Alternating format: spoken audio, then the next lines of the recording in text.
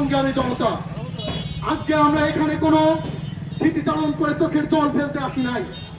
এখানে আমরা কোনো আবেদন জানাতে আসি নাই। এখানে জানাতে এসেছি, মনে করিয়ে দিতে এসেছি আমাদের 36 জুলাই এবং 36 জুলাইয়ের আগে শত শত ভাইয়ের বোনের জীবনের মধ্য দিয়ে আওয়ামী লীগের কবর রচনা করা হয়েছিল। এখন তারা আওয়ামী লীগের কবর থেকে উঠাতে চাই, আমরা তা জানতে চাই। যদি ইন্টেরিয়র বা অন্তর্বর্তীকালীন সরকারের কেউ আওয়ামী লীগকে কবর থেকে উঠাতে চায়, তাহলে আওয়ামী লীগের থেকেও ভয়াবহ অবস্থা তাদেরকে ভোগ করতে হবে। আমি বিএনপিকে মনে করিয়ে দিতে চাই, বিএনপি ভারতের মদত পুষ্টে আওয়ামী লীগ বিএনপির দেশনায়ক জিয়াউর রহমানকে শহীদ করা হয়েছিল। এছাড়া বিএনপির হাজার হাজার নেতা কর্মীকে নির্বিচারে হত্যা করা হয়।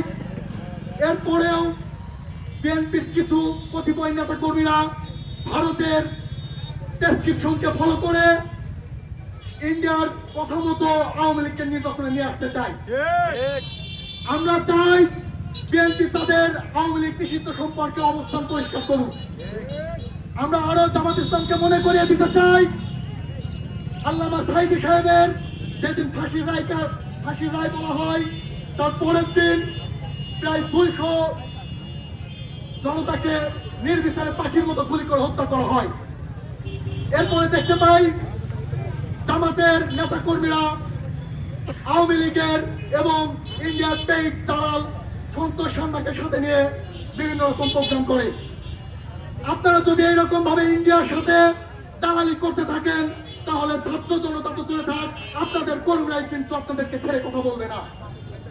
পরীক্ষাকে একটি কথা বলতে চাই, যদি জীবন আমাদের দেওয়া লাগে, আমাদের ভাইরা যেভাবে জীবন দিয়েছে, যে লক্ষ্যে জীবন দিয়েছে, সেই লক্ষ্যে যদি আমাদেরও জীবন দেওয়া লাগে তাহলে জীবন দেব। তারপরও বাংলাদেশকে দালালি মুক্ত করে ছাড়বো ইনশাল্লাহ। ইনকিলাব জিন্দাবাদ।